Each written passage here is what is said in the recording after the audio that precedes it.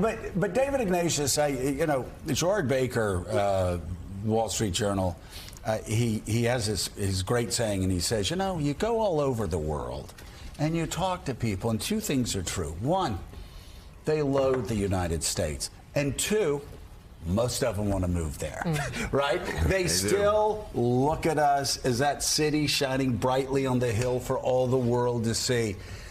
And I don't want to get too melodramatic. It's not that they celebrate when Democrats win and Republicans lose, but we all know. In capitals across Europe, in Ukraine, today, this afternoon, and I must say, they're celebrating this victory, and a guy in Moscow and a leader in Beijing are not, because this is America returning to form, not ideologically, but just showing we are still a Western democracy, and we are going to vote out election deniers. So, Joe, this was a good night for democracy, but it was a good night for democracies around the world. Right. As President Biden says, there is a great contest going on in the world between democracies. Can you go to the polls and solve your problems? And autocratic governments like Putin and Xi in China who say, no, we need dictators to run things. Life's too confusing. And last night was a night that showed that American voters, there weren't riots at the polls. There wasn't a lot of violence at the polls. People took their responsibilities seriously. They generally made good choices. One of the most interesting results to me, Joe, is that the exit polls show that only 3 out of 10 Americans think it's time to back down on aid to Ukraine.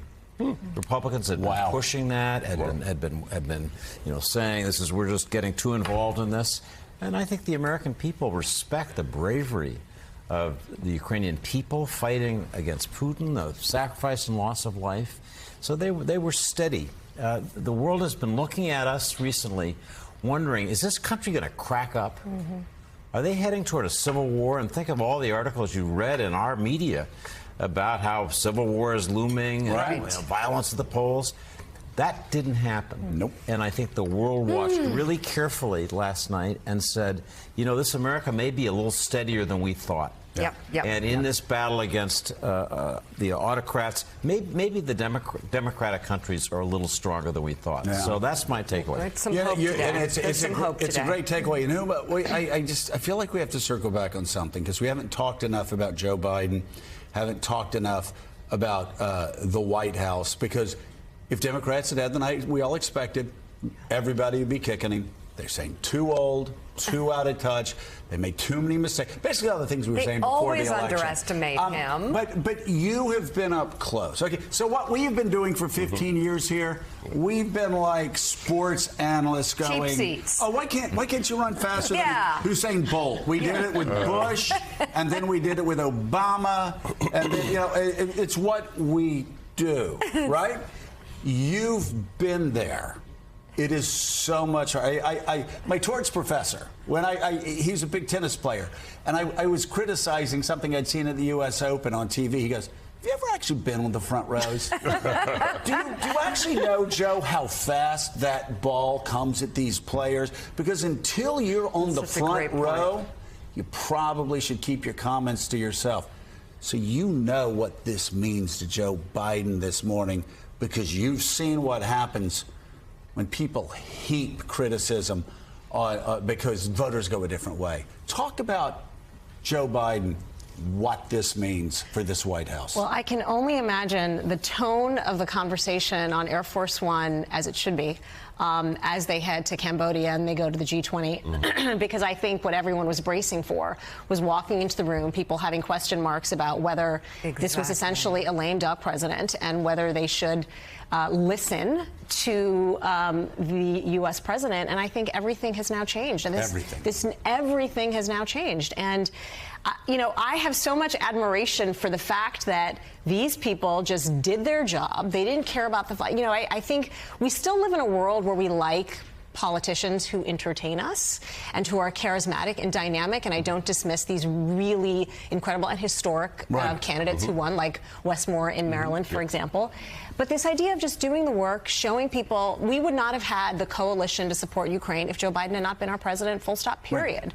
And so now I think all options are on the table in terms of what he can do in the next 2 years. Not to add a little bit of rain on what I think is otherwise a good day. It's unclear what's going to happen. You know, I do think consequences are important. You know, for years, for decades, this country has led by example in terms of what democracy is.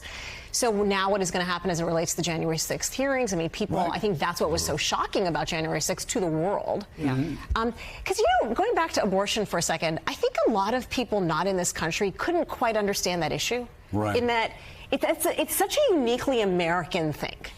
You go to the Middle East, or certainly where I grew up, and frankly, I know women who have all kinds of things they don't have a choice over, including how they dress in public and things they can say publicly, but they can fully go to their doctor and make a choice about their bodies. Full stop, period. So for them, I think there was a little bit.